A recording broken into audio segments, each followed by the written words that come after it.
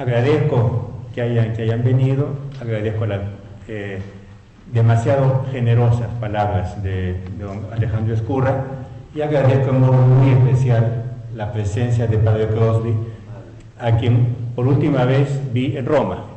Nos encontramos nada menos que en Piazza San Pietro, luego que él había tenido una audiencia con el Papa, junto con un grupo de sacerdotes y de obispos peruanos, con los cuales fuimos más tarde pues, a almorzar. Cuando hay peruanos en la ciudad eterna se encuentran, eso no hay vuelta de hoja.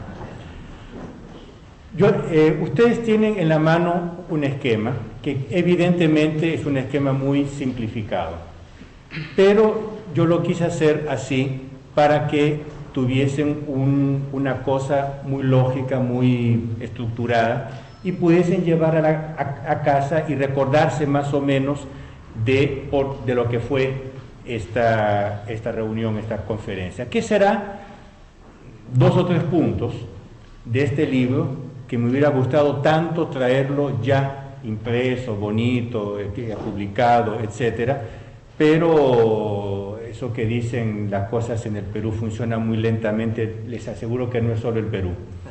Italia también es muy así, Padre Crosby lo conoce, somos todos latinos.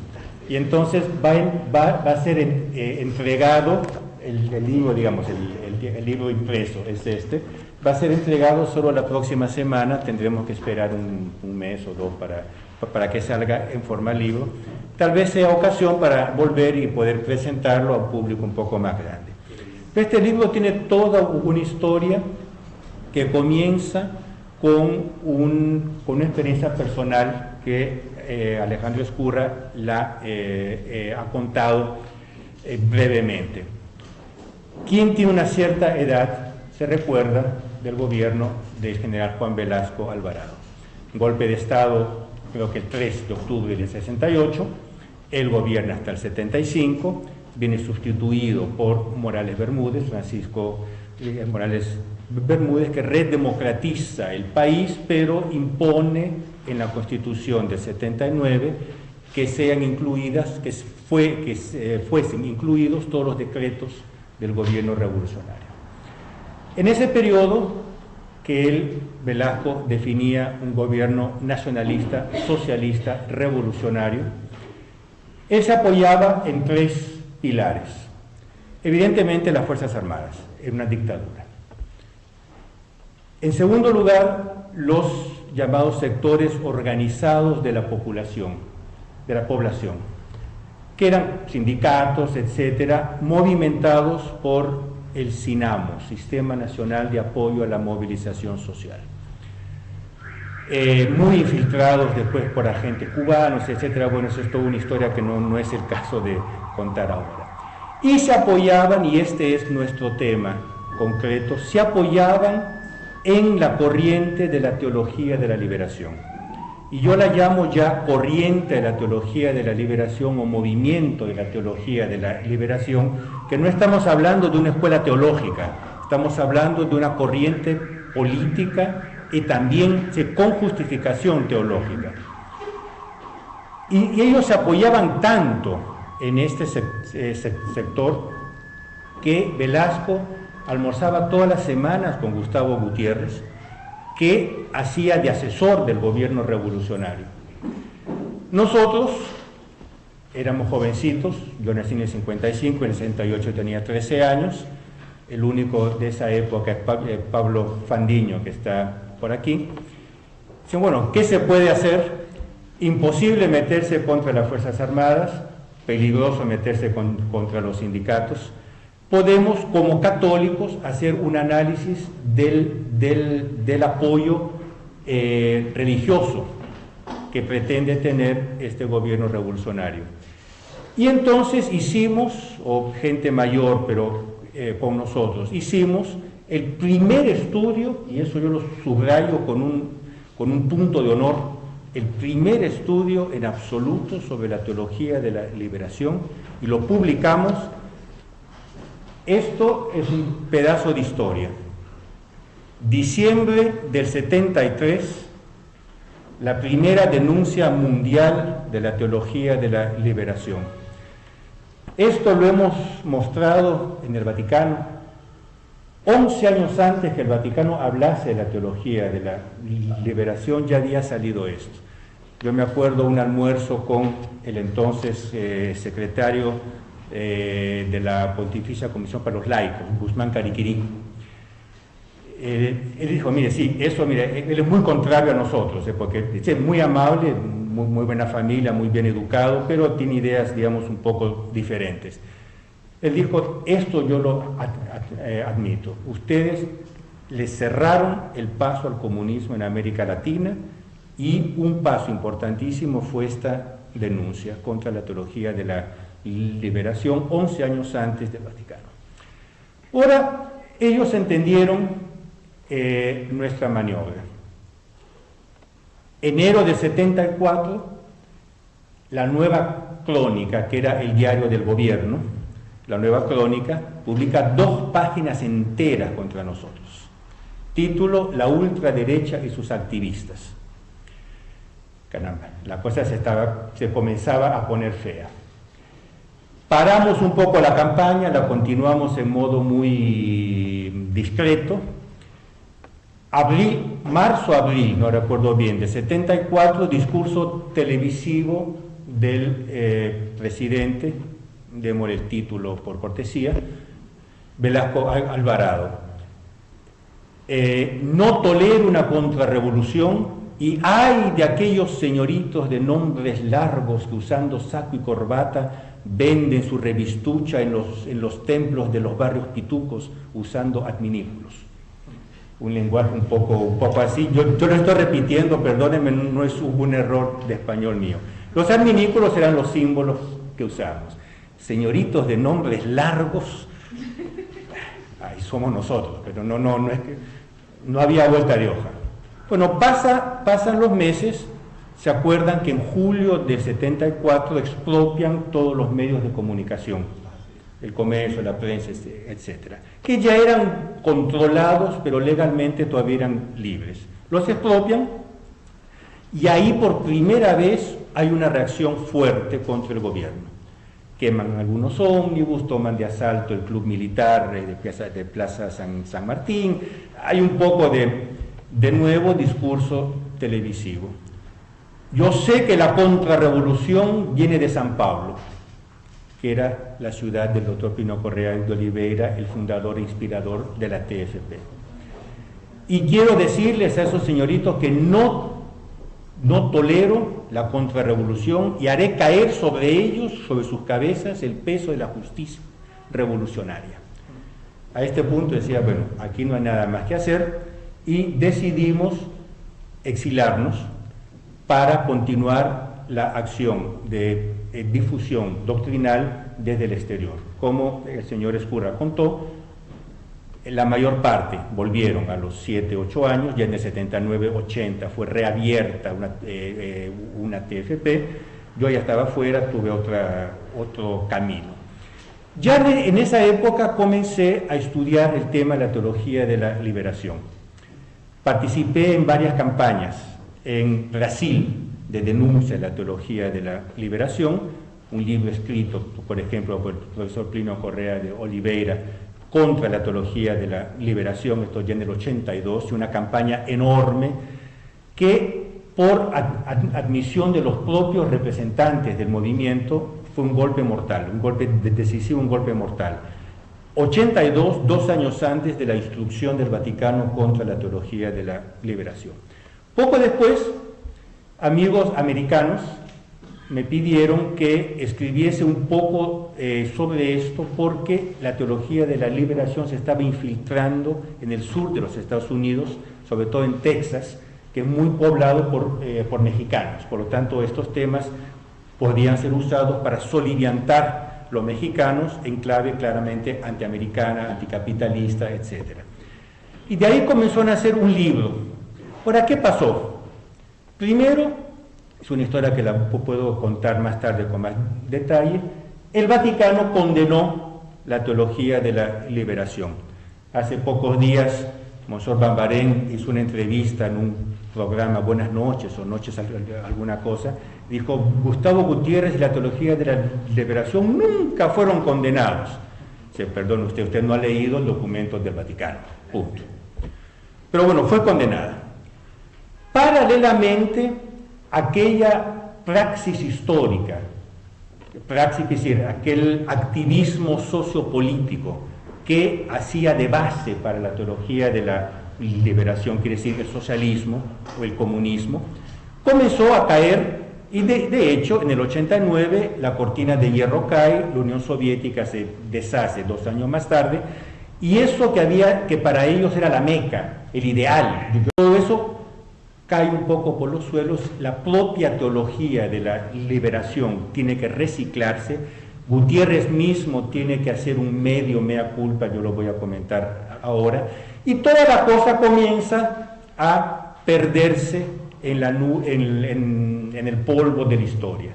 Y la teología de la liberación queda como un fantasma pasado.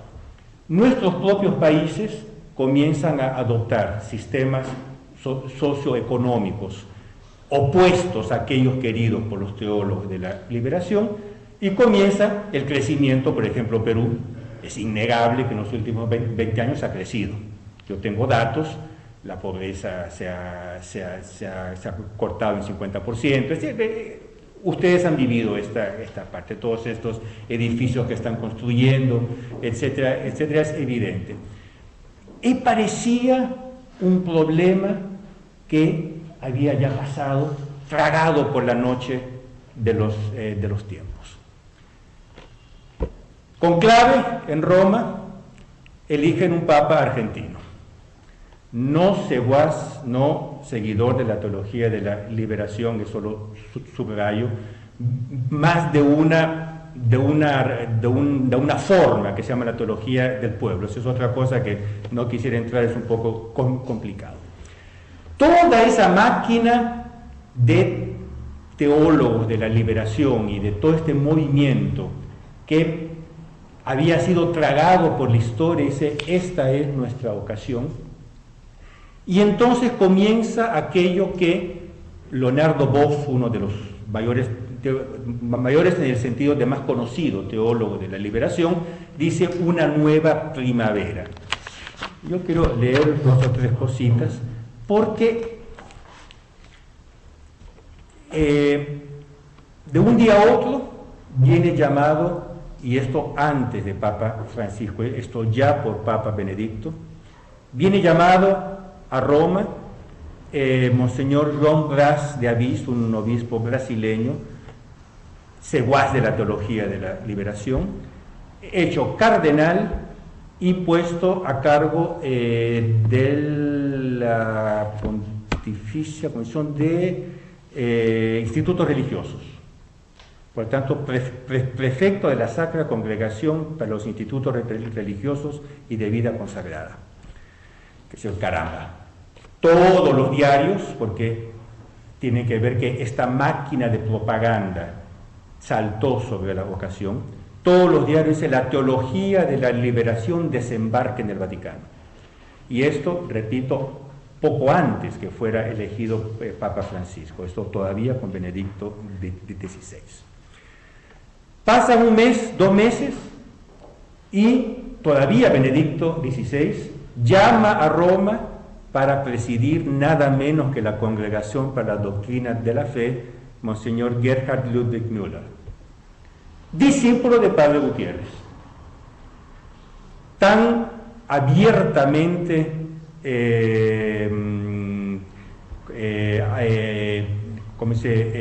difusor de ciertas ideas, que él comienza su último libro, lanzado en Roma hace 2 meses, yo estaba en el lanzamiento, comienza nada más, nada menos que justificando y defendiendo la toma de la embajada japonesa por los guerrilleros del MRTA.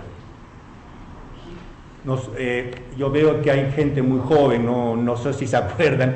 Hace 2 días atrás fue el aniversario de la operación militar Chavin de Wantar, que retomó la embajada. Era la fiesta, el cumpleaños del emperador de Japón, por lo tanto fiesta nacional, Y la embajada japonesa invita, por lo tanto, todo el cuerpo diplomático, invita a todo el gobierno, y entonces en el cóctel, en la fiesta, en la embajada estaba todo el mundo. Tendría que haber estado Fujimori y la señora, pero no sé por qué no fue. La embajada fue asaltada por un grupo de terroristas, fueron tomados rehenes, y es toda una historia muy larga, pasan 3 semanas, un mes, y con una operación militar los comandos retoman la embajada, liquidan a todos los guerrilleros, mueren 2 soldados heroicamente, muere un rehén por culpa propia porque no siguió las instrucciones, en la operación Chavín de Tehuantepec. Bueno, un cardenal de Curia, prefecto de la Congregación para la Doctrina de la Fe, inicia su libro, Pobre entre los pobres, la Iglesia, presentado con una justificación de este hecho que dice que no era sino un síntoma, una manifestación de la extrema pobreza que había en el Perú. Por lo tanto, es perfectamente justificable porque era un grito de dolor de los pobres peruanos. Ahora, como dicen en fútbol, 0 y van 2, quiere decir 2 cardenales que apoyan esta teología. Entonces, toda esta máquina de propaganda comienza a trompetear. Hay un término italiano que no tiene traducción en español, sdoganare. Dogana quiere decir aduana. Sdoganar quiere decir liberar de la aduana, sacar de la aduana. Por ejemplo, cuando yo importo alguna cosa, me la tienen en la aduana, que tengo que pagar impuestos y esas cosas. A las tantas yo consigo sacarla de la aduana. Esto en italiano se llama sdoganar. Entonces, títulos así: si sdogana la teología de la Chiesa sdogana la teología de la liberazione. Lo han entendido en italiano, ¿no? Entre el Vaticano y la teología de la liberazione se firma la paz. Esto es un vaticanista, Andrea Tornielli. Después de las condenaciones de los años 80, de los excesos y las incomprensiones del cardenal Ratzinger, la teología de la liberación obtiene plena ciudadanía en la Iglesia. Una pacificación que viene por el nuevo clima traído por la elección del primer Papa latinoamericano. Ahora, quiero repetir por segunda vez, ven que no es que Papa Francisco haya dicho viva la teología de la liberación, es que esta máquina de propaganda está metiendo estas cosas, a la cual, y esto sí me parece muy grave, no se ha hecho claridad hasta ahora. Porque después de una cosa de estas, uno esperaría que el portavoz del Vaticano dijera: no es así. Vea que la teología de la liberación fue condenada por un predecesor del actual Papa y por lo tanto continúa condenada. Esta clarificación no ha venido. Por lo tanto, el clima es de mucha confusión. Bueno, pasan los meses y el cardenal Müller pide audiencia, como es su derecho, como prefecto de congregación, a Papa Francisco. Y se presenta con Padre Gutiérrez. Títulos de primera página: Papa acogen audiencia privada al fundador de la teología de la liberación.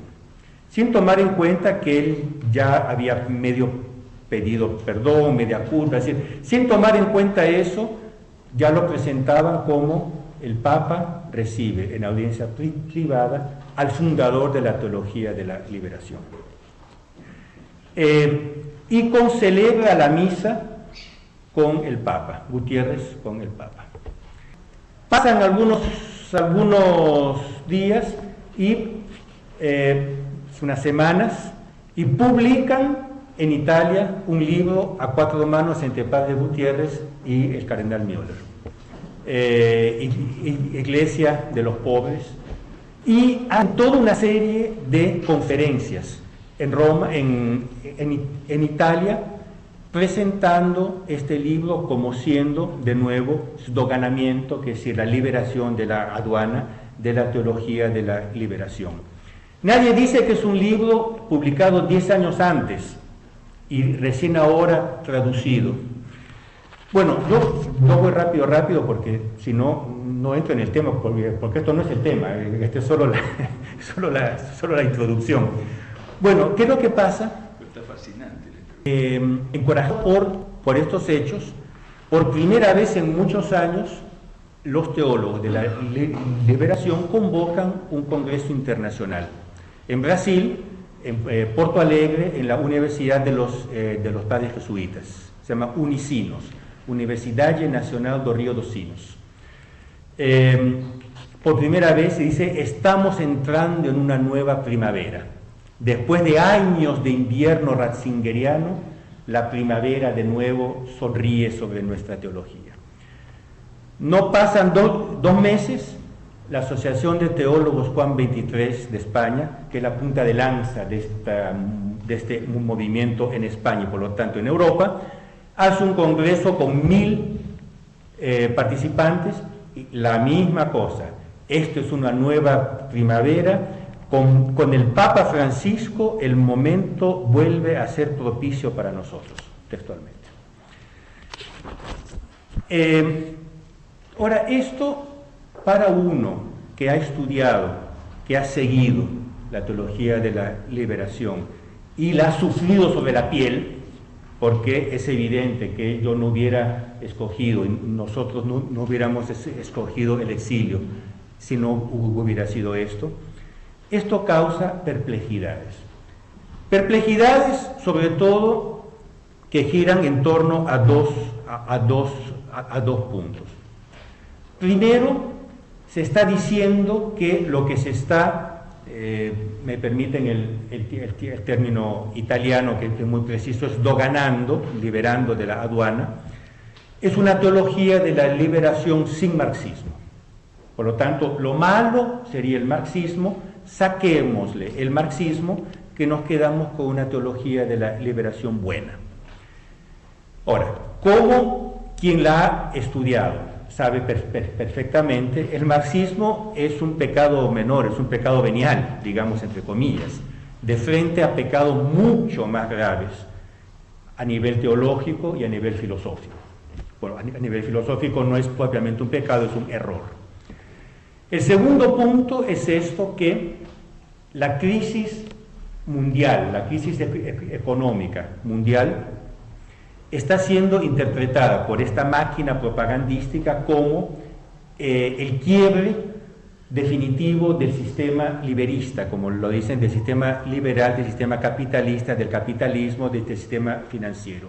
Y entonces hay que tener una nueva conciencia de los pobres, una nueva opción preferencial de los pobres delante del fracaso del sistema liberal capitalista.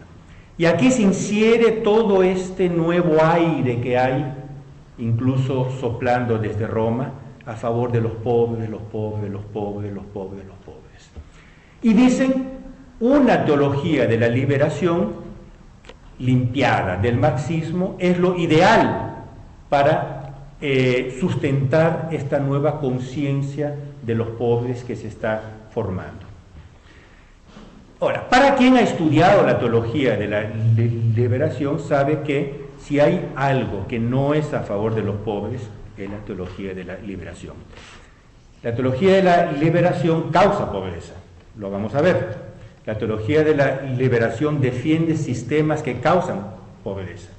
¿Dónde se aplican los postulados de la teología de la liberación? La consecuencia ipso facto de la pobreza. Firmado Juan Velasco Alvarado, firmado Hugo Chávez, firmado Kirchner. ¿Dónde se aplican esos postulados?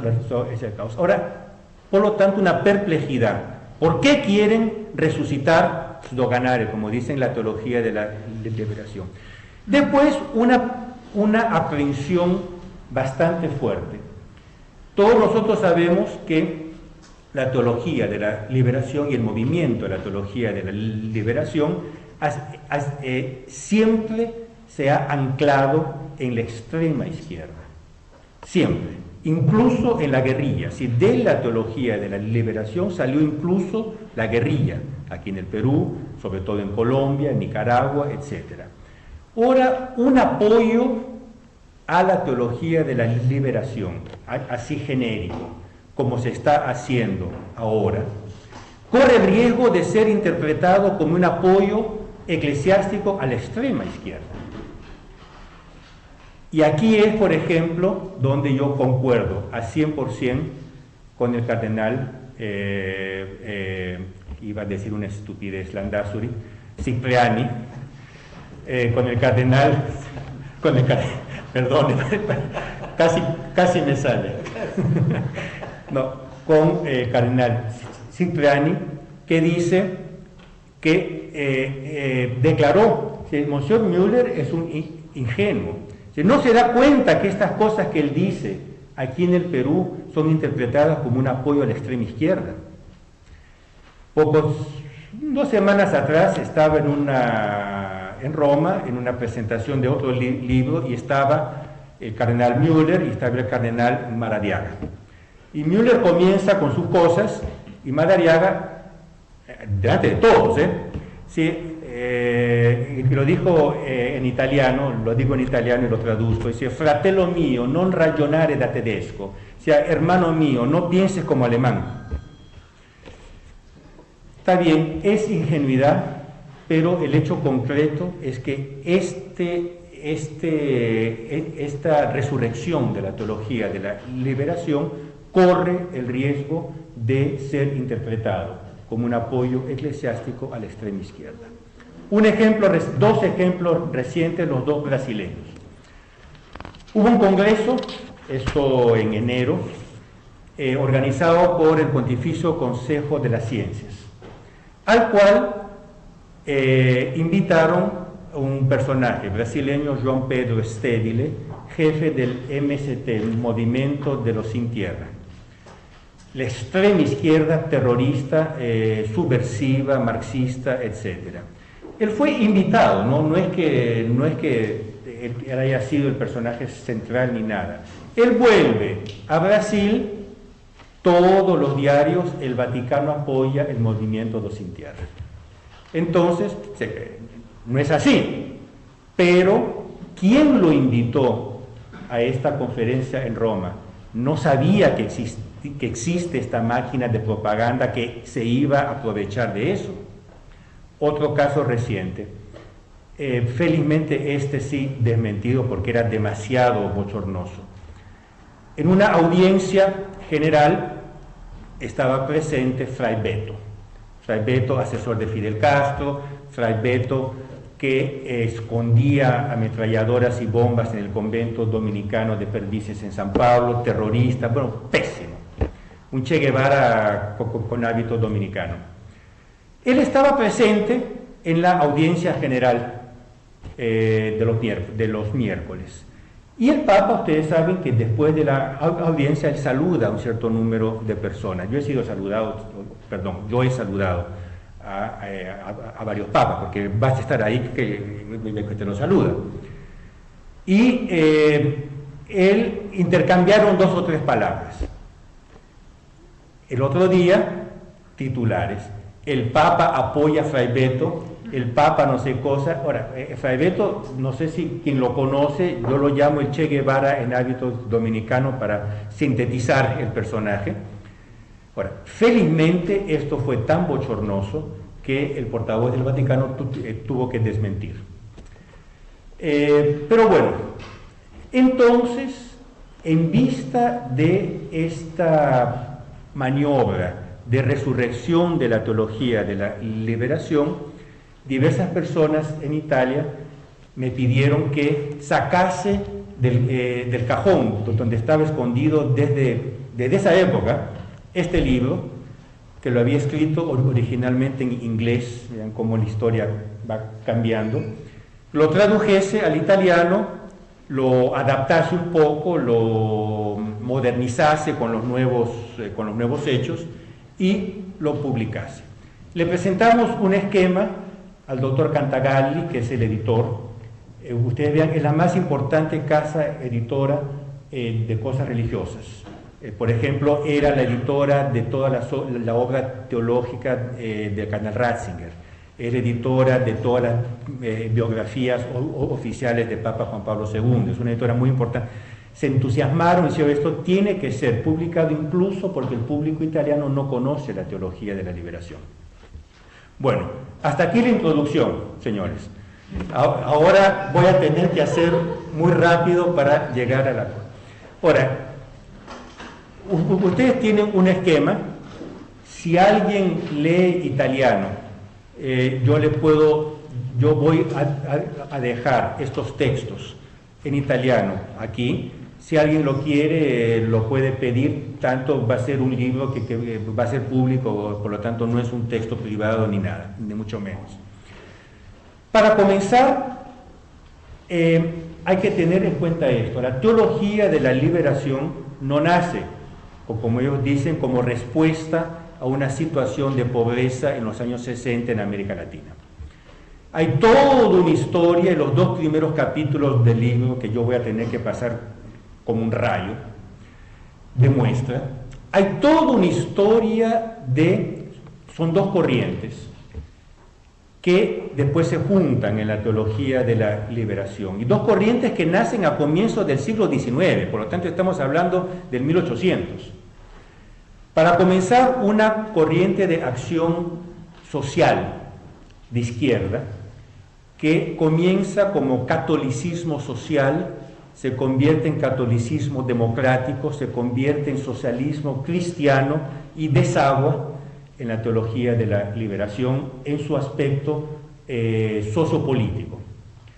Y otra corriente filosófica, teológica, que comienza como catolicismo liberal, se radicaliza en el llamado modernismo, continúa en la llamada nueva teología, todo esto ha sido condenado por los varios papas, la llamada nueva teología, que se conoce en su término francés, Nouvelle Théologie, porque Pío XII cuando la condenó la llamó en francés Nouvelle Théologie, que resulta en la teología de la liberación.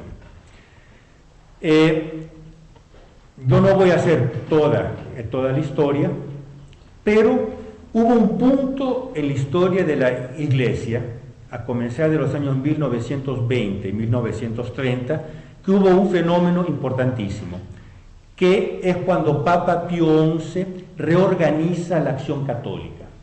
Reorganiza porque ya existían grupos de acción católica sin ese nombre, desde mediados del siglo XIX.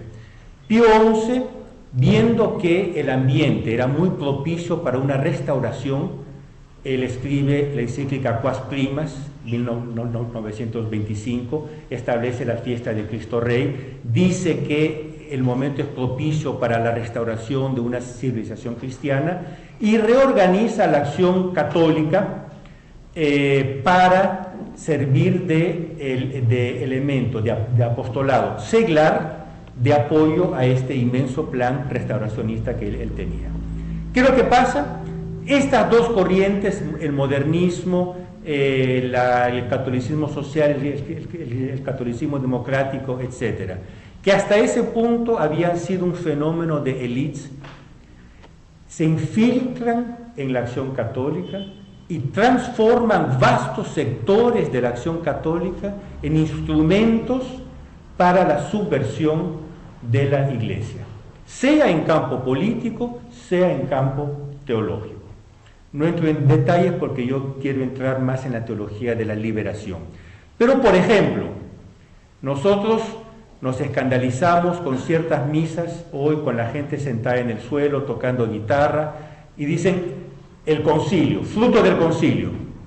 Ahora, las primeras misas con guitarra y sentados en el suelo fueron hechas en la acción católica belga en los años 30, como fruto de la infiltración del modernismo, del neomodernismo en grupos de acción católica. Por ejemplo, en la HUC, que es la acción católica universitaria. Estas cosas vienen ya de esa época, denunciadas, y también aquí, por primera vez, por el profesor Plinio Correa de Oliveira en su primer libro En defensa de la acción católica en 1943, que él dice: la acción católica ha sido infiltrada por estas corrientes, o nosotros hacemos una acción muy dura para frenar la acción de estos grupos, o la acción católica se transformará en algo contrario a lo que el Papa quiere. Y de hecho, ya en los años 40, Papa Pío XII tiene esta famosa frase: la acción católica por la cual hicimos tanto ya no es nuestra. Años 40. Ahora, toda esta tendencia izquierdizante, sea en teología, sea en acción social, se transmite, como dije, en los grupos, sobre todo juveniles de acción católica. Si ustedes ven, todos los fundadores del movimiento de la teología de la liberación, a comenzar por el propio Padre Gutiérrez, todos vienen de la acción católica, todos. El Padre Gutiérrez era el capellán de la UNEC, Unión Nacional de Estudiantes Católicos, que se transformó después en, aquí lo tengo, perdone, en la Coordinación de Frentes Estudiantiles Social Cristianos, que se transformó en Izquierda Universitaria, que se transformó en Comité Organizador Revolucionario Marxista. Ve cómo van las cosas, ¿no? En Brasil, la JUC, Juventude Universitaria Católica, se transforma en Acción Popular. Lo digo en portugués porque se entiende. Acción Popular. Acción Popular, por influencia del castrismo, se transforma en Acción Popular Marxista-Leninista. Acción Popular Marxista-Leninista, a un cierto punto, y hablo en 1970, dice, ¿qué nos separa del Partido Comunista? Entonces, disuelven la Acción Popular Marxista-Leninista y todos los católicos pasan a ser parte del Partido Comunista del Brasil, porque ahí hay dos partidos, uno más, comillas, moderado, que es el Partido Comunista brasileño, y uno más radical, que es el Partido Comunista del Brasil. Se unen en este. Podría hacer, y este libro hace un poco toda esta historia. Por lo tanto, pero entro rápidamente en la teología de la liberación, por lo tanto ustedes vean que no es verdad que esta corriente nazca como respuesta al grito de los pobres en América Latina. Por ejemplo, el libro Una teología de la liberación de Padre Gutiérrez, que es la piedra de ángulo de toda esta teología, el libro principal, es la tesis de doctorado de Padre Gutiérrez, hecha en la Facultad de Lyon, Fourier, de los padres jesuitas, teniendo como relator, quiere decir, no sé cómo se llama en Perú, maestro de tesis, es decir, el profesor que hace la tesis, al padre de Lubac, que es uno de los exponentes de la Nouvelle Théologie. Cuando la teología de la liberación fue condenada en el 84, todos estos teólogos europeos publican un manifiesto defendiéndola, pues dice, estos son hijos nuestros. Por lo tanto, no es verdad que haya nacido espontáneamente en la América Latina en los años 60. Tiene toda esta historia. Ahora, yo entro muy rápidamente, y perdonen que me salte tantas cosas, pero es que veo que me dejé tomar mucho por la introducción y ahora tengo que entrar, me van a disculpar, un poco de teología. ¿Cuál es el fundamento a nivel teológico de la teología de la liberación? Es lo que se llama, lo digo en su término técnico y lo explico después, el inmanentismo historicista. ¿Qué es lo que quiere decir esta historia? Ustedes saben qué es lo que es la revelación.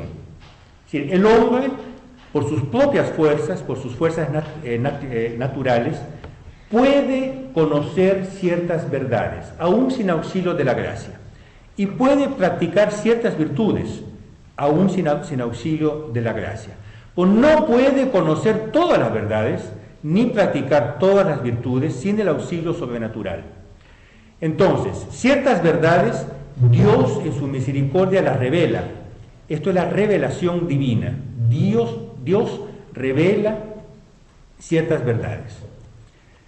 Esta revelación, ¿cómo se ha dado? Se ha dado en el Antiguo Testamento a través de la historia del pueblo hebreo, del pueblo elegido, en el Nuevo Testamento por la revelación por excelencia, por lo que llama la coronación de la revelación que es nuestro Señor Jesucristo. Esta revelación está contenida enteramente en las Sagradas Escrituras, Antiguo y Nuevo Testamento, y en lo que se llama en teología la tradición, porque ustedes ven que muchas cosas que nuestro Señor dijo no fueron escritas. San Juan acaba el Evangelio de él diciendo, esto que yo digo es una pequeña parte de lo que Jesús dijo. Ahora, ¿dónde quedaron las otras palabras de nuestro Señor? En los oídos de los apóstoles y en la práctica de la iglesia primitiva. Entonces, esto aquí se llama tradición con la T mayúscula. Es un concepto teológico. Ahora, esta revelación acabó con la muerte del último apóstol, San Juan Evangelista. Por lo tanto, estamos hablando del año 109, 110. Acabó. De ahí en adelante, la iglesia saca de este depositum fide, de este depósito de la fe, cosas nuevas y viejas. Pero el depósito de la fe es ese y nada más que ese, está cerrado. Dios continúa a revelarse. Por ejemplo, las apariciones de Nuestra Señora son revelaciones, pero son revelaciones privadas. No hacen parte de lo que se llama la revelación pública o depósito de la fe. ¿Esto está claro? Ahora, cuando uno quiere destruir la Iglesia Católica, como esta gente quiere hacerlo, no puede hacerlo, y como los modernistas ya antes querían hacerlo, no puede hacerlo argumentando con doctrina, no puede hacerlo argumentando con cosas teológicas. ¿Cómo lo hace? Manipulando el concepto de revelación. Porque si la revelación continúa a través de la historia, quiere decir que cada época histórica puede tener una nueva revelación. Entonces, el Concilio de Trento fue fabuloso, fabuloso, para el siglo XVI. Ahora estamos en el siglo XXI y hay que entender cuál es la revelación para el siglo XXI. Ahora, los modernistas, por lo tanto estoy hablando de 1900, 1904, 5, 6, decían que Dios se revela en el sentido religioso de los hombres, que va cambiando a través de la historia. La nueva teología, Chenu, Congar, de Lubac, Rahner, etcétera, etcétera, dicen que la revelación se da en la historia. Y aquí hacen un juego de palabras, y discúlpeme si tengo que ser un poquito sutil, pero después voy rápidamente a cosas más truculentas. Y ellos dicen esto: la revelación de nuestro Señor se dio en la historia. Cristo es un personaje histórico, nació en un país concreto, hablaba una lengua concreta, el aramaico. Entonces la historia es parte de la revelación. Por lo tanto, para entender la revelación tenemos que estudiar la historia. Digamos que hasta ahí estamos bien, estamos de acuerdo, porque de hecho, para estudiar ciertos dogmas, por ejemplo, uno tiene que entender el aramaico para ver qué es lo que Cristo dijo concretamente. Y para eso está la iglesia, que dice esto se interpreta en este modo. Pues de ahí ellos hacen un salto diverso. Ellos dicen, hoy en día no se habla más el aramaico. Hoy en día la cultura no es la de Palestina en el primer siglo.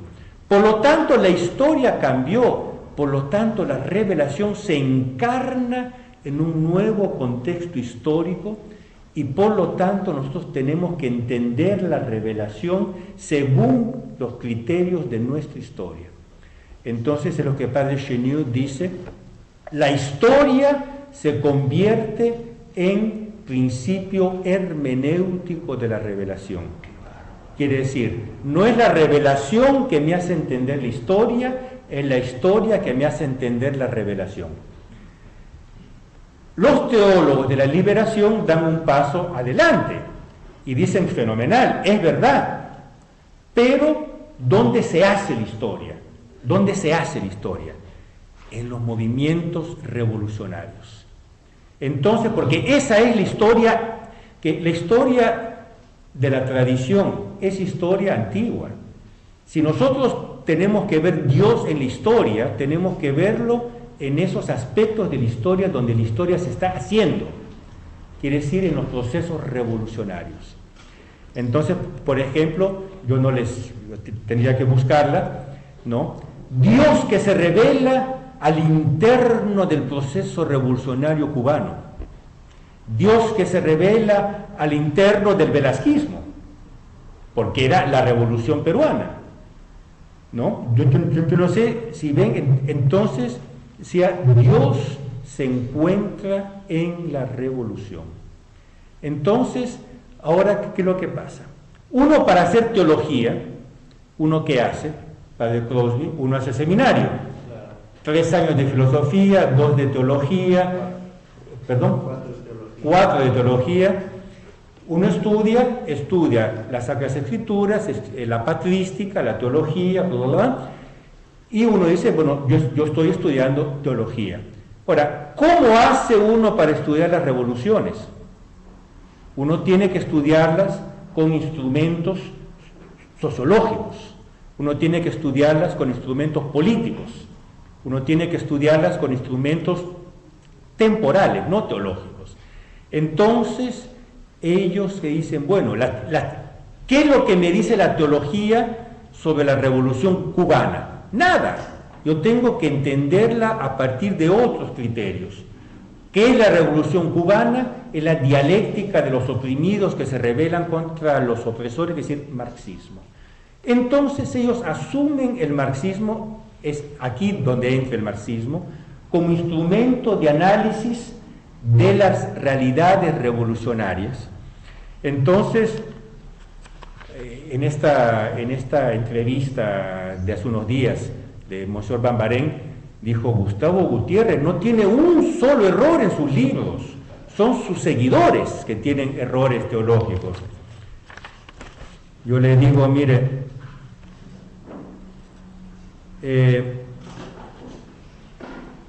pensamos que el marxismo, como marco formal de todo el pensamiento filosófico de hoy, es insuperable. La teología contemporánea está en un inevitable y fecundo diálogo con el marxismo, mientras el pensamiento teológico, en gran parte estimulado por el marxismo, se orienta hacia una reflexión del significado del mundo, de la acción revolucionaria del hombre en la historia, desde la perspectiva marxista. Actualmente, para la teología de la liberación no existe reflexión teórica mejor que el marxismo, que está inmerso en la praxis revolucionaria. No hay errores en los libros de Padre Gutiérrez, Esos son sus seguidores que lo han leído mal. Este es Gutiérrez. Si quieren, la citación está aquí. Entonces, ¿qué es lo que pasa?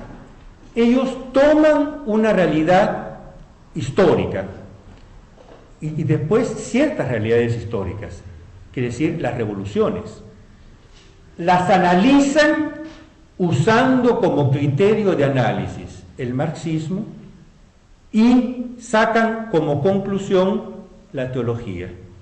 Entonces, evidentemente, y esa es la gran crítica, una de las grandes críticas que el cardenal Ratzinger hace cuando condena la teología de la liberación, dice: el análisis marxista es inseparable de la ideología marxista.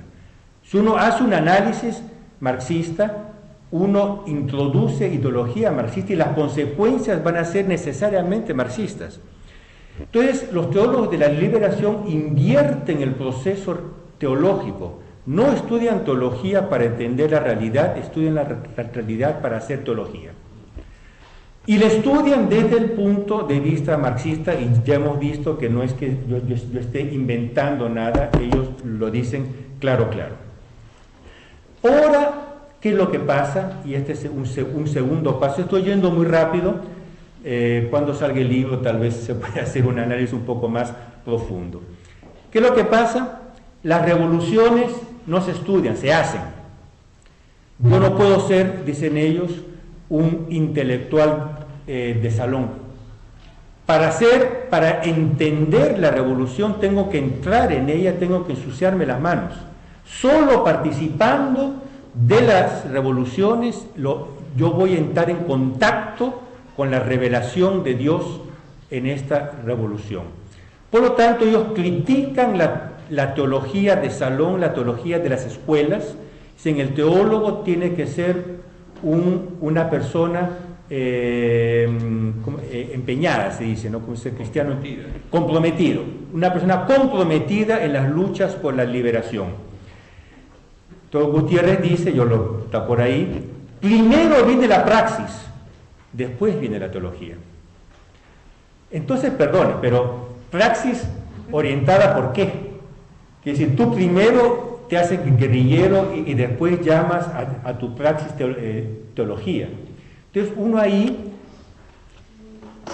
entiende por qué ellos acaban mezclando, y esto es el inmanentismo historicista, la revolución con la revelación, los procesos históricos con los procesos de salvación, porque claro, si Dios se está revelando en las revoluciones, y la revelación de Dios es para nuestra salvación, los movimientos históricos que concretamente salvan, es decir, redimen al hombre, son las revoluciones.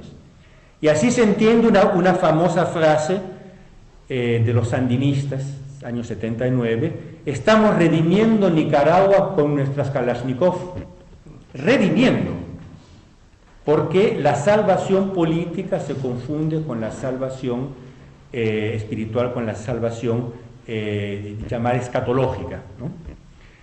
Y este es el núcleo doctrinal de la teología de la liberación. Ahora, yo altero un poco este esquema, perdonen, pero uno, no sé quién dijo que de la teoría a la práctica, la teoría cambia. Uno, desde el esquema que uno prepara a la conferencia, por lo menos para un latino, la cosa cambia un poquito. Ahora ustedes me pueden decir, perfecto, entonces saquemos el marxismo, que tenemos una teología de los pobres limpiecita, bonita y muy útil. Pero si uno analiza más profundamente este uso del marxismo, uno ve que lo que ellos utilizan del marxismo es la concepción dialéctica. Quiere decir que siempre hay luchas en la sociedad, y lo que ellos analizan son las luchas en la sociedad. En el esquema marxista, la lucha era la de los proletarios contra los burgueses, para actuar una revolución socialista, para instaurar una dictadura del proletariado, etcétera, es el comunismo. Pero esa no es la única lucha que hay en la sociedad. Entonces, ya en los años 80, no, concretamente en el año 80 exactamente, ya estos teólogos de la liberación, inteligentes, porque yo los estoy atacando muy duramente, pero inteligentes lo son, y sobre todo muy vivarachos, ellos ya estaban previendo que la Unión Soviética estaba en las últimas, ya estaban previendo que el marxismo estaba así. Entonces se reunieron, dije 80, en el 88. Se reunieron en el 88 en un congreso mundial en la sede, en la casa madre de la Orden Marignol, en Nueva York, para estudiar una cosa muy simple, pero muy seria: ¿cómo nos deshacemos del marxismo? Y fue allí que Padre Gutiérrez presentó por la primera vez el texto del prólogo que el Vaticano lo forzó a escribir para rectificar el libro de la teología de la liberación. Una rectificación muy curiosa, porque ustedes saben la fórmula perfecta de la conversión. Hay un hecho histórico: cuando se convirtió el rey de los francos, Clodoveo, por obra del apóstol San Remigio, obispo. San Remigio le dijo a Clodoveo: quema lo que adorabas y adora lo que quemabas. Esta es la conversión. Uno tiene que quemar lo que adoraba y adorar lo que quemaba. A Padre Gutiérrez le han hecho escribir un prólogo, que lo han puesto como prólogo a un libro del cual no ha cambiado ni una coma, no ha cambiado nada. Entonces, sí, pero ha rectificado. ¿Qué ha rectificado si está el libro completo y todos citan el libro, no el prólogo? Pero bueno, paréntesis. Ya en el 88, estos teólogos, como digo, inteligentes, vivos, vieron que el marxismo estaba en las últimas y dijeron, bueno, hay que desembarazarnos del marxismo. Y entonces, ¿qué es lo que hacen? O sea, en realidad el marxismo analiza una de las dialécticas en la sociedad, los proletarios contra los burgueses, y eso ya es agua pasada.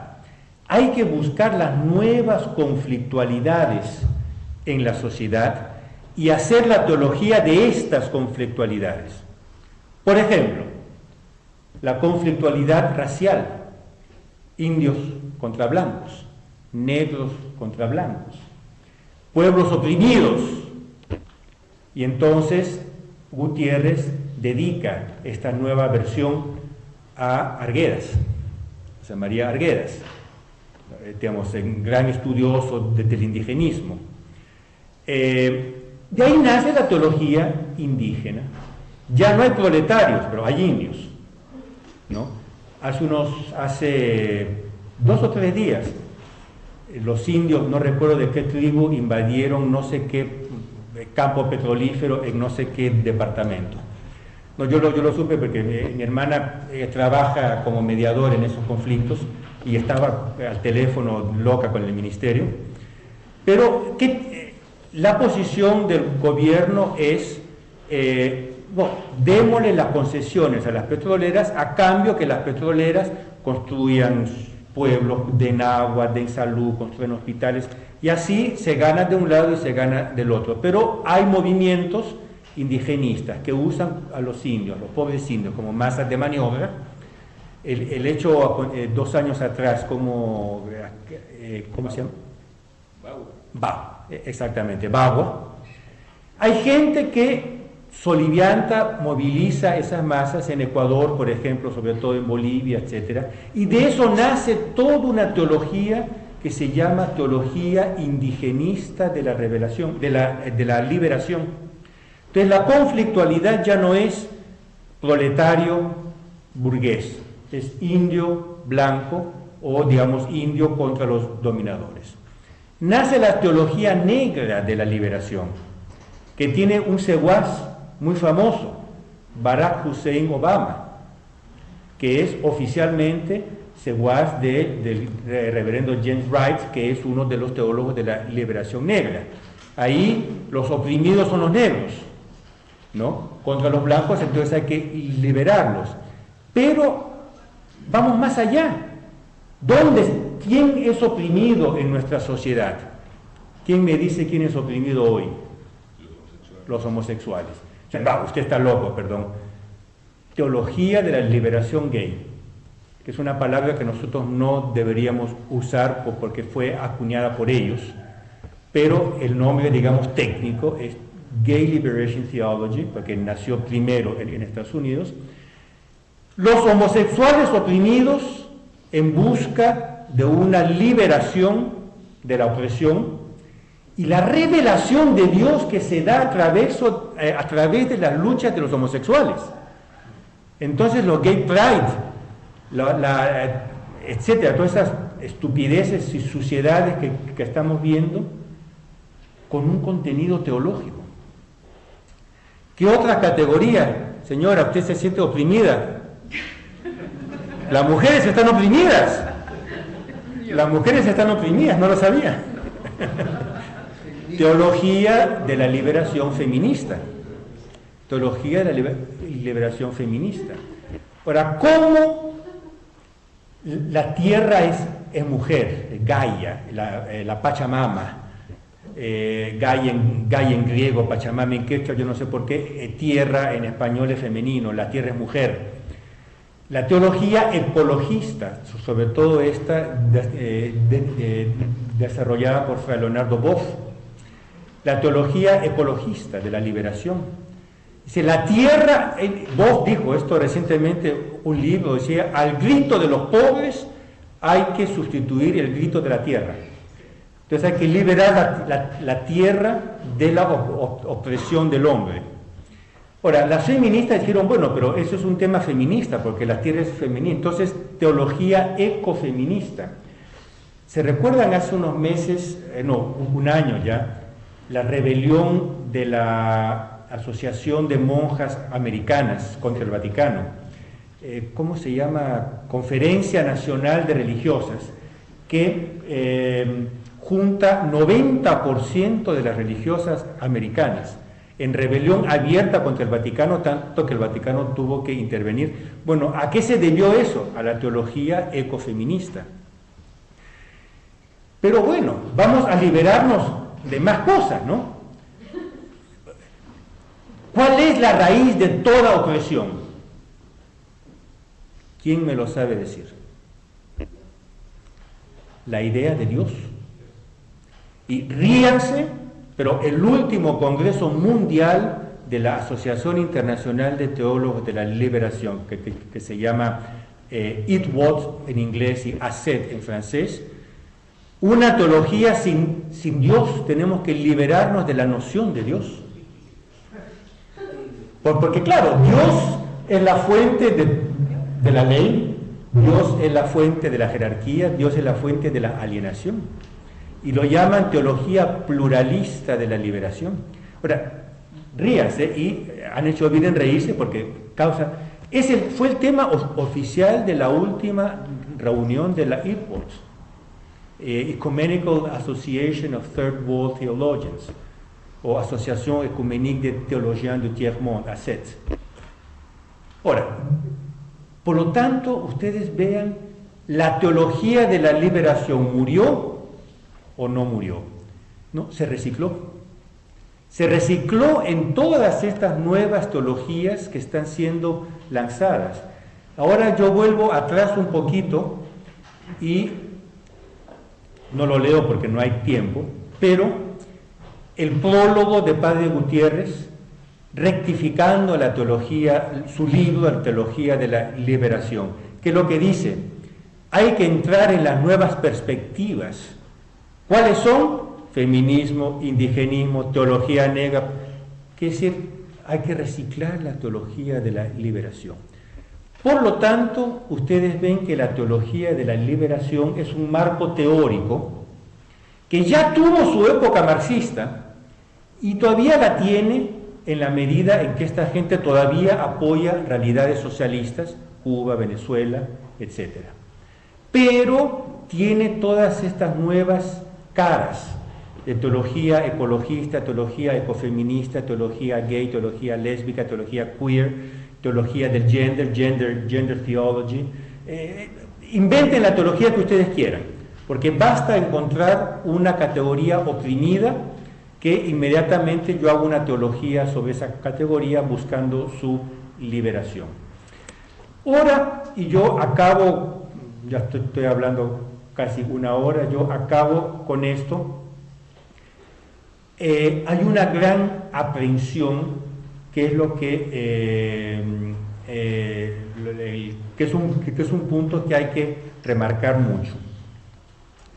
Dicen que hay que revivir la teología de la liberación limpiada del marxismo, por favor, no se habla del marxismo, para, como yo dije al inicio, dar una base teológica a esta nueva conciencia de los pobres que está, no digo naciendo, pero está siendo relanzada, tomando como ocasión, casi como pretexto, la elección de un papa latinoamericano. Es verdad que la teología de la liberación hace bien a los pobres. Analicemos los países en que ellos aplicaron sus postulados. Chile durante Allende. Yo aquí tengo los datos y esos sí los quiero leer, se los quiero leer. Cristianos por el Socialismo nació en Chile durante Allende. El primer congreso fue hecho en Chile durante Allende. El movimiento de la teología de la liberación chileno nació con Allende, como aquí nació con Velasco. Ahora vean, de 70 al 73, el Producto Interno chileno cayó del 8% al menos 4%. La inflación pasó del 22 al 5.600. El rédito medio, se llama el ingreso, el medio, del promedio, cayó del 22.3 al menos 25.3, estos son datos del Banco de Chile, y la balanza comercial pasó de superávit de 114 a déficit de 112. Bueno, Venezuela, que todo el mundo dice ahora es socialismo bolivariano. El asesor principal de Chávez es un jesuita, padre Jesús Gasso, capellán de la Universidad de San Antonio del Táchira.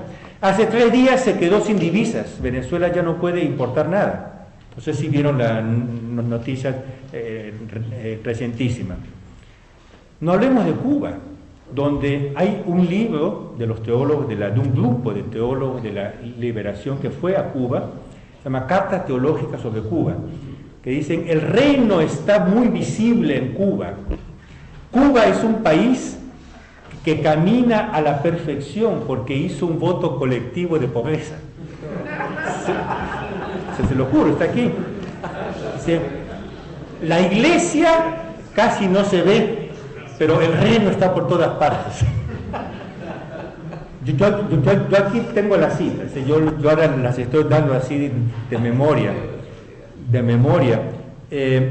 Aun si la presencia de la Chiesa es muy débil, la presencia del reino es muy fuerte.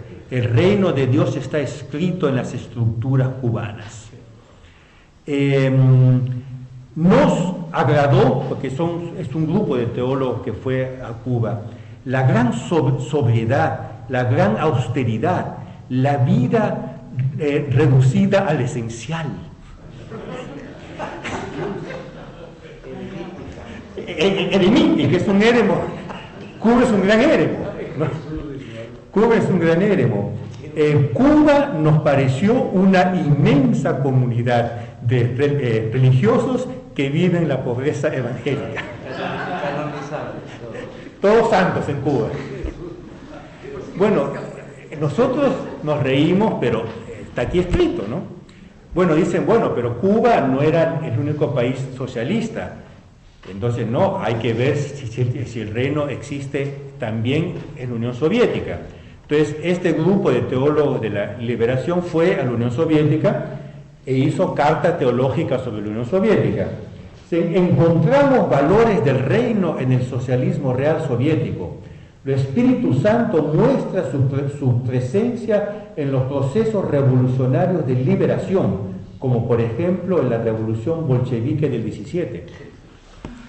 Es imposible no asemejar Cuba a un inmenso convento, donde las personas viven una vida muy sobria. Bueno, para completar el giro fueron a China, a la China de Mao, y hicieron la Carta Teológica sobre China. Y sea, el socialismo no debe ser visto como sinónimo de riqueza. El socialismo vive el ideal evangélico de una vida modesta y restringida. Esto sobre China. Bueno, entonces, es por eso, y con esto acabo, es por eso que un teólogo jesuita uruguayo, contrario a la teología de la liberación, padre Bojorge, llama a la teología de la liberación un salvavidas de plomo para los pobres. Si tú quieres ser paz, te lo doy, lo hunde. Entonces, nuestra gran aprehensión, y es lo que está dicho en el prólogo y en la conclusión de este libro, toda la parte principal es historia, teología, doctrina, la parte inicial y final. La gran aprehensión es que esta resurrección muy forzada, pero resurrección de la teología de la liberación, a pretexto de la elección de un papa latinoamericano, sea una resurrección de estas ideas que en el fondo, como ven, son contra los pobres. Porque nosotros, hablando del Perú, a duras penas nos estamos consiguiendo reerguir después del desastre velasquista, y que seguido por la guerrilla y todo lo que vivimos. Ahora, nos van a querer mandar de nuevo a esa época.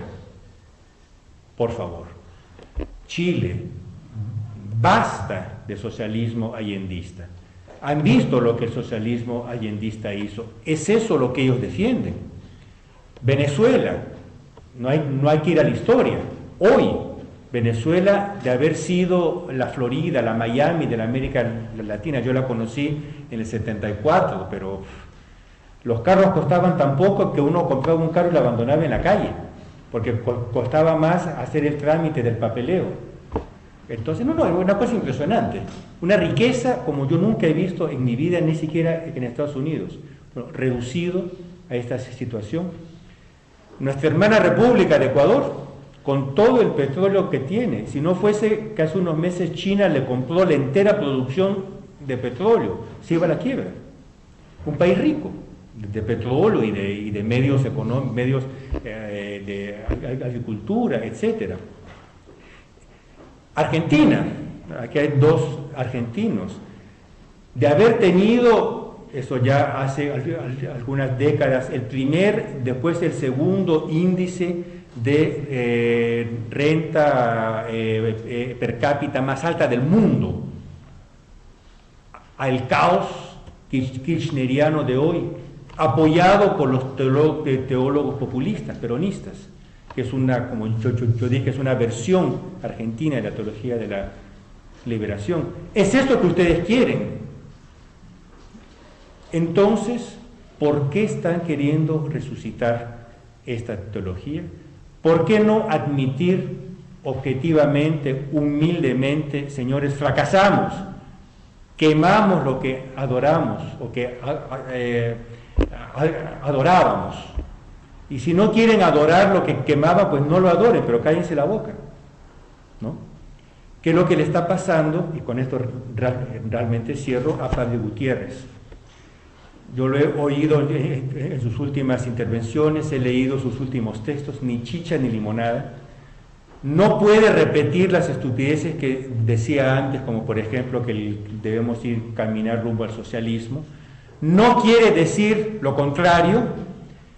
Está reducido a girar sobre un eje eternamente como un trompo. Viene aclamado por la propaganda como un símbolo, pero después nadie lo oye porque lo que dice ya no tiene la lógica y la fuerza de pésima, pero lógica y fuerza de un tiempo.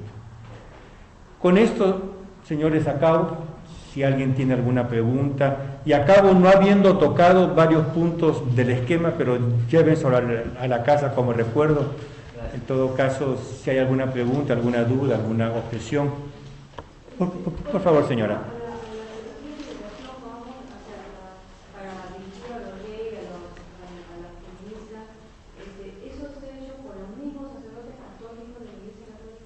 Sí, sí y no, en el sentido que muchos sacerdotes católicos, algunos teólogos protestantes. Por ejemplo, la teología negra es hecha sobre todo por cristianos, ¿no? Ahora, los principios teológicos son los mismos, pero esta un poco más desarrollada por los protestantes. Pero sí, teología ecofeminista, por ejemplo, esta rebelión de la Conferencia de las Religiosas Americanas, católicas. Y ni les cuento, porque hay señoras, y sobre todo está Nuestra Señora, los ritos que hacen bajo... Yo les hago así uno de los puntos de la teología ecofeminista es la revelación corporal, es decir, Dios se revela a través de la corporalidad femenina. Entonces, para captar esta revelación no hay que usar la inteligencia para entender ciertas cosas, Hay que usar los sentidos para sentir el Dios que sale del cuerpo femenino. Yo me paro aquí porque el resto es irrepetible. Esto en conventos femeninos, bajo el influjo de esta teología. Tiene que ser una cosa física para sentir el Dios que sale del cuerpo. Por ejemplo, y esto es la teología ecofeminista de la liberación, muy difundida, por ejemplo, en Chile. El último congreso de ellas fue hecho en Chile el año pasado. ¿Y la Iglesia Católica permite esto? ¿Que se imponga esto? Si usted lee los documentos, hay condenaciones.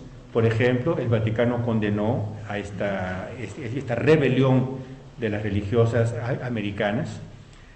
Ahora, en toda la historia de la Iglesia, desde el inicio, a la condenación doctrinal seguían las medidas disciplinares. Que una cosa es condenar y eso está perfecto, pero si usted a la condenación doctrinal no acompaña una medida disciplinar, se queda en palabras muertas. Sobre todo hoy que los documentos vuelan por internet, o que un documento de ayer ya es viejo, ¿no? Desgraciadamente, usted dice, ¿la Iglesia qué dice? Existen documentos condenando. Ahora, yo quisiera ver un poco más de medidas disciplinares, y eso desgraciadamente pues no las hay. Por favor.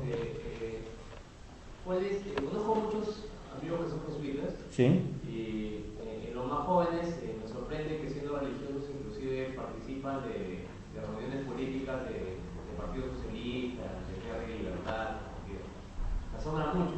En los más mayores no veo eso. En los más jóvenes sí. Entonces más o menos me doy una idea de qué pasa con la fe jesuita de unos 20, 30 años acá en el Perú. Entonces, yo me pregunto, ¿por qué? ¿Dónde está la seducción? O sea, ¿dónde está el gancho por el cual mucha gente en los países latinoamericanos se engancha con este tipo de teología? ¿Dónde está el secreto de su seducción? Es muy simple. Es una idea distorsionada del sentimentalismo. Me explico. Existe una idea distorsionada, sentimental, que dice esto: cualquier diferencia hace sufrir. Entonces, por ejemplo, el hecho que yo a Padre Crosby le tenga que mostrar cierta deferencia, porque él es un sacerdote de Dios, es una persona ordenada, tiene las manos sagradas.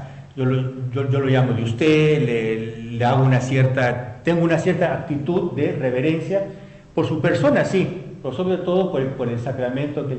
Ahora, eso para una persona que tiene la rebelión igualitaria lo hace sufrir.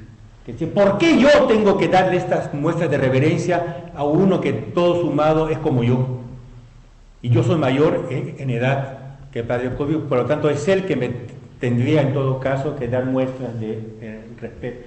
Entonces, esta falsa idea que las diferencias hacen sufrir, que no es verdad. Para el hombre, para la persona rebelde, igualitaria, egoísta, sí que hacen sufrir. ¿Por qué tú me tienes que dar órdenes?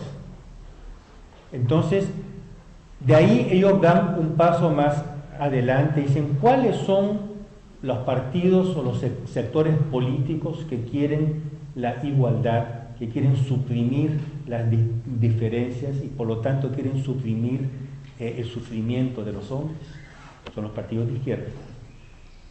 Entonces, por un sentimentalismo que resulta en igualitarismo, que resulta en un apoyo a esos partidos o sectores políticos que ellos creen que encarnan ese ideal. Entonces, no es que se hayan leído El Capital de Marx ni nada de eso, no. Algunos tal vez hayan tenido el mal gusto, pero es por esto. En cuanto ellos pintan a los partidos conservadores o de derecha o de centro derecha como los que defienden a los oligarcas, los que defienden a los propietarios, a los patrones, una idea negativa, opresora. No sé si está claro. Entonces, por eso hay por esta idea romántica, sentimental, que conduce al igualitarismo, y esta falsa concepción de los partidos de izquierda como siendo los que encarnan esto. Y no es verdad. Bueno, eso es cierto también porque lastimablemente también en países como el nuestro ha habido desigualdades sociales también terribles en épocas pasadas. Y eso como que ha sido un caldo de cultivo de cual estas ideas han tenido, digamos, más relevancia, son más notorias. Pero entonces yo me pregunto, si la iglesia somos todos, no solamente es sacerdotes, los religiosos, somos todos los bautizados de la iglesia, ¿cómo se gana esta guerra? O esta batalla, ¿cómo la ganamos? No, la batalla se gana convirtiendo a las personas. Y por ejemplo, un patrón que tenga una actitud no justa con subordinados es porque él no tiene las ideas de justicia y de caridad claras en su alma. Por lo tanto, hay que evangelizar, no solo a los patrones, sino a todos. Cuando tú tienes una sociedad profundamente católica, profundamente evangelizada, donde cada uno tiene el concepto claro de qué es lo que tiene que hacer, sus deberes, sus derechos, etcétera, se tiende a es una sociedad que tiende a solucionar sus problemas. Por lo tanto, hay que hablar primero de evangelizar y de convertir. Por ejemplo, la Europa medieval, ¿cómo nació? Nació convirtiendo a los bárbaros. Nació del influjo de la iglesia, que sin pensar en la sociedad primero convirtió a los bárbaros, de ahí los civilizó. Y esa es la cosa. Mientras no haya conversión espiritual, no hay solución social, necesariamente, porque el pecado va a estar siempre. Por favor. Bueno, agradeciéndole por su información muy valiosa, al menos me ha aclarado algunos aspectos en los cuales yo también fui inducido al error creyendo que en los años 60 aquí en Latinoamérica nace esta teoría, esta teología, que en verdad es una teoría, porque lo que acaba de decir es muy importante, la conversión espiritual, que es distinto a la teología. Exactamente. Muy bien.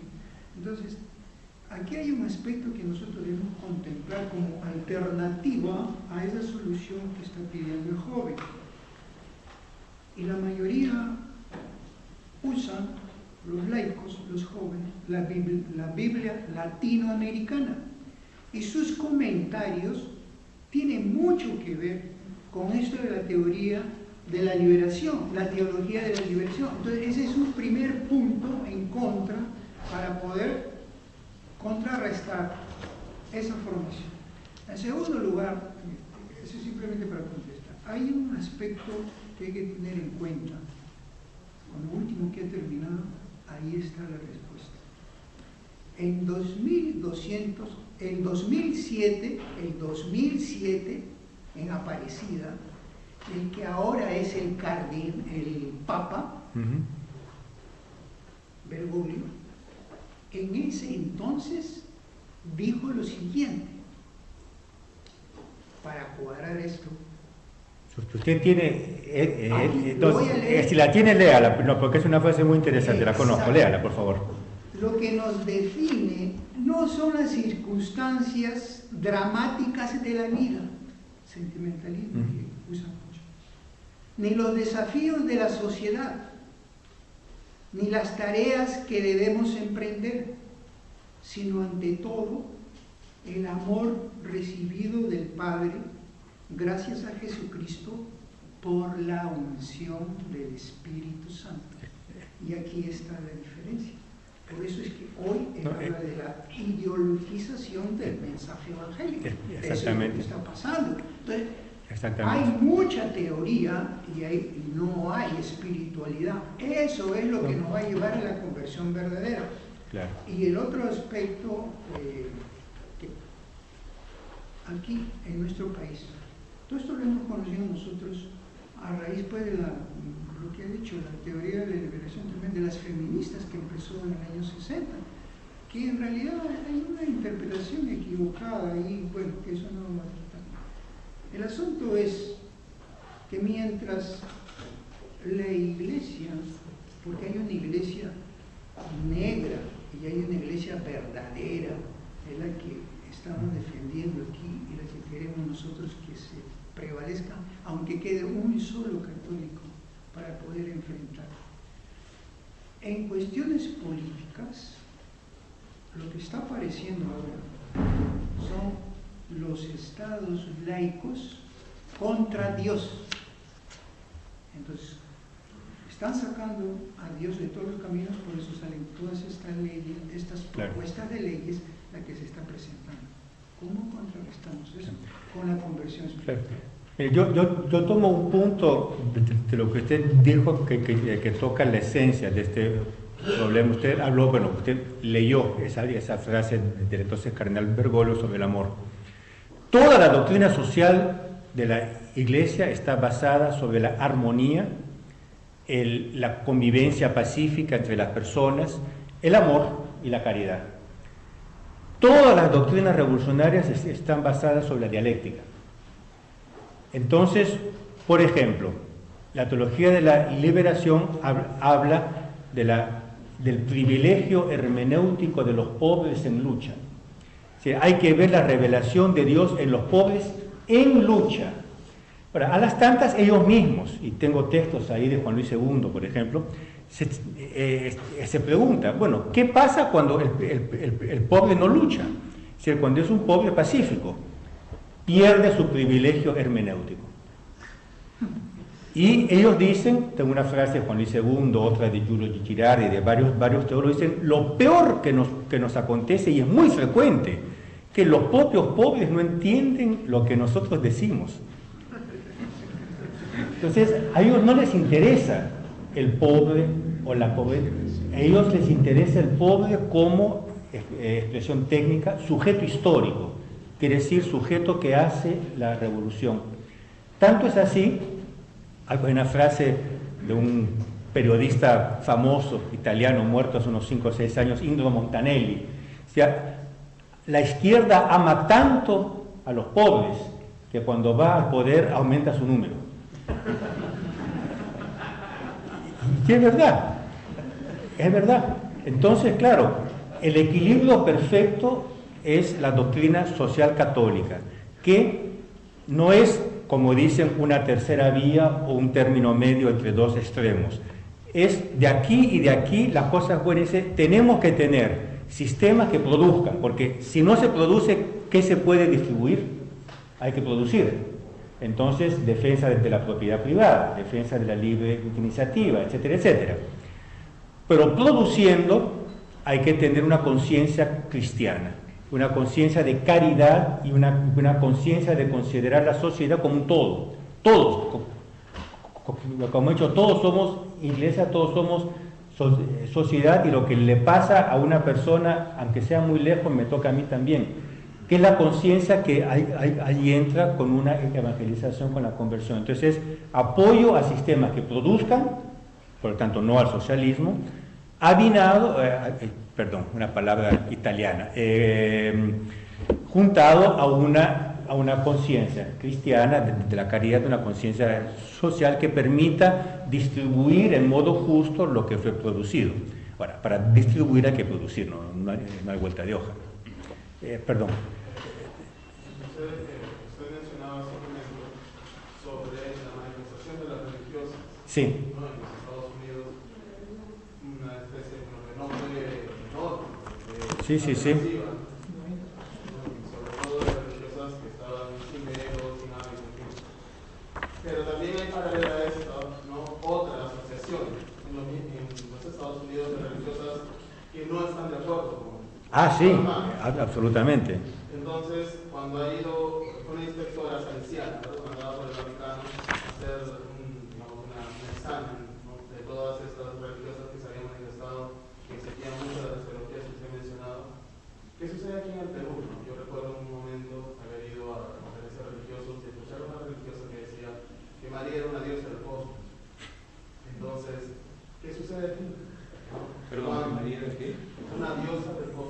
María es una diosa del cosmos. Entonces, ¿qué pasa aquí en el Perú? Que se sigue, ¿no? En la conferencia, lo digo abiertamente, ¿no? En la conferencia de religiosos que se impacten este tipo de, no sé, de doctrinas, de lecturas, ¿no? Respecto de una teología insana, y por qué todavía se sigue continuando, y si algún jerarca de la iglesia no ha intervenido. Y cuando hablaba de una teología sin marxismo, si es conveniente transmitirla. Estas dos partes, ¿no? ¿Qué pasa? No, usted va a decir algo que estamos un poco fuera de tiempo, ¿no? Tiempo era la última pregunta. Sí, perdón. Ahora, para comenzar, es que hay dos o tres, después conversamos, ¿sí? Porque realmente se está pasando un poco el tiempo.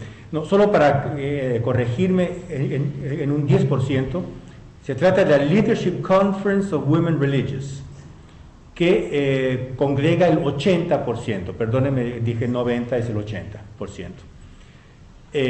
Por lo tanto, hay un 20% que la rechaza. No, el problema de la teología, de la liberación, sacándole el marxismo, caemos siempre en esa cosa que es una teología basada sobre la dialéctica, sobre la lucha, y donde siempre va a haber opresores y oprimidos. Si no son los obreros, van a ser los homosexuales; si no son los homosexuales, van a ser las mujeres, etc. Y una teología de este tipo no es católica, porque la doctrina católica se basa fundamentalmente sobre la caridad, no sobre el conflicto. Ahora, por favor. ¿Sí que cabe? Un minuto. Una pregunta sencillísima. Por favor. Dentro de todas estas tendencias modernistas, aparece un modernismo que funge de tradición, que se llaman los neocatólicos en los Estados Unidos. Sí. Que se basan en el Bacho, todos estos teólogos. Si podrías explicar un poco. Ahí tendría que entrar, porque yo no traté. Yo mencioné y dije dos o tres cosas muy rápidas de la nueva teología, Lubac, etc. Dos o tres para ser exactos, de estos teólogos neomodernistas, llamados nuevos teólogos, en los últimos años de sus vidas hicieron una media marcha atrás, con el mismo esquema de Gutiérrez, que es decir, no negaron nada de lo que habían dicho antes. Y sobre todo dos, de Lubac y von Balthasar, los dos hechos cardenales por Juan Pablo II. De hecho, si uno toma algunas cosas de la segunda parte o de los últimos años de sus vidas, uno puede tomar algunas cosas interesantes, porque yo no entré en el análisis de mil detalles. Yo hablé del historicismo. Lo que pasa es que alguna teología tradicional se había convertido en teología súper teórica. Entonces hubo una reacción sana. Bajen un poco a la tierra, no se queden solo en las nubes. Ahora, estos se aprovecharon de esa reacción buena para... Entonces hay algunos, para dar en historicismo.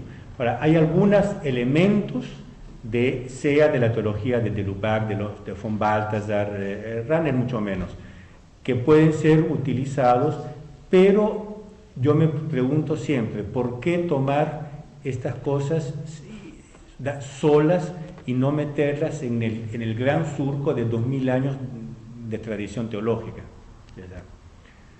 Pero bueno, se nos está yendo la hora, realmente.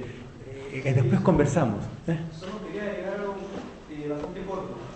Sí. Usted desde su momento estudió con la Unión Nacional de Estudiantes Católicos. Sí. ¿Se había transformado sucesivamente? No, una sección, no es... Sí, eso quería decir. Sí. Hace algunos años, cuando era estudiante universitario en Chiclayo, Sí. tuve algunos conocidos que entraron a la Unión Nacional de Estudiantes Cristianos. Y ahí todavía es el padre Gutiérrez, que les entrega folletos, libros, les conversa.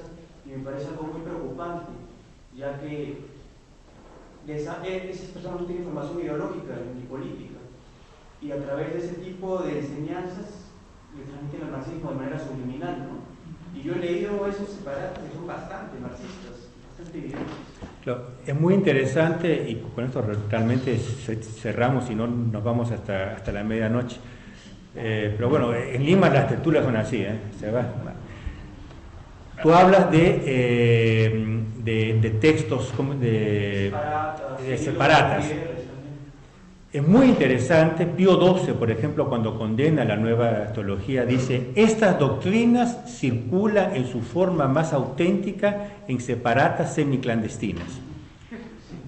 Porque, claro, y no tanto en los libros. Si uno lee los libros, son más moderados. Y después a las separatas, y esto circula. Fue siempre así. Y bueno, yo no les leí la última parte muy interesante de la masonería católica, no leí. Por favor, avance. No, que al interno, que ¿dónde está la cosa? ¿Dónde está la cosa? No. Dentro de todos estos movimientos que he dicho, desde el catolicismo liberal hasta la teología de la liberación, al interno de todos estos movimientos siempre hubo sociedades secretas. Yo le llamo masonería católica porque Fogazzaro, vamos a ver quién es, la llama así en modo genérico. Siempre hubo cosas secretas. Por ejemplo, en el siglo XIX la teología de la liberación se llamaba catolicismo liberal, quiere decir, era la parte más avanzada, ¿no? Y había el movimiento del catolicismo liberal que se oponían a Pío IX, al Beato Pío IX, se oponían a la infalibilidad pontificia, se oponían a la Inmaculada Concepción, es decir, eran los comunistas de la época.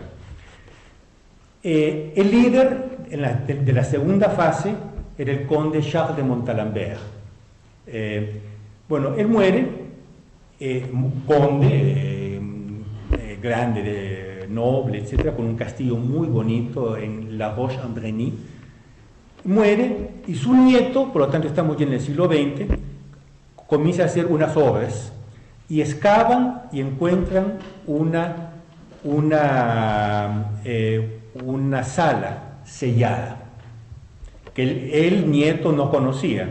Entonces excavan ahí y ven una placa que dice: aquí en el año de gracia tal nos reunimos, obispo, todos los nombres, para renovar el pacto de secreta amistad que nos une en la lucha por la libertad de la conciencia humana.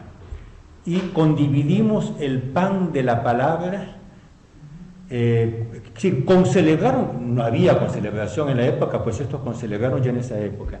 Quiere decir que al interno del catolicismo liberal había una sociedad secreta porque esos ahí renovaron el pacto secreto para oponerse a Pío IX en el Concilio Vaticano I. Bueno, viene el modernismo. Antonio Fogazzaro, un escritor italiano, modernista, cuando ve que la condenación viene, la condenación de San Pío X, él escribe un libro dando todas las normas, qué hacer frente a la condenación, y dice, tenemos que, debo traducir del italiano, tenemos que juntarnos en una acción común. Más antes de iniciar esta francmasonería católica, yo creo que conviene que nos entendamos sobre las reformas que queremos. Digo más, yo creo que aunque haya pleno acuerdo entre nosotros en las ideas, yo no os aconsejo de juntaros con un vínculo visible. Mi objeción es muy delicada. Vosotros pensáis que pueden navegar seguros bajo agua como pececitos cautos. ¿No sabéis que el elogio del supremo pescador, San Pío X, os sigue y os puede coger con un golpe de arpón? Y yo no aconsejo a los peces más finos de nadar juntos, porque puede suceder que cuando el supremo pescador coge uno, los sacará a todos, y vosotros lo sabéis bien. el grande pescador de Galilea metía a los pececitos en su saco, pero el grande pescador de Roma los fríe. Entonces, no podemos tener timor, tenemos que comunicarnos en todos los países para ordenar nuestra acción, constituyendo una masonería. Masonería católica, sí, masonería de las catacumbas. Bueno, vienen condenados y uno de los líderes del modernismo, Tyrrell, dice: fuimos liquidados, pero tenemos que hacer una acción secreta y profunda porque nuestro tiempo viene de aquí a 50, 60 años. Bueno, yo salto y llego a Gutiérrez. En su libro Teología de la Liberación, él dice: en concreto, todo lo anterior significa compromiso con los grupos políticos revolucionarios. La situación política de América Latina nos lleva a la subversión total del orden actual, propugnada por estos grupos, que nos coloca necesariamente en una cierta clandestinidad. Bueno, más claro que el agua. Es decir, yo salto muchas cosas, pero dentro de todas estas corrientes siempre hubieron grupos secretos.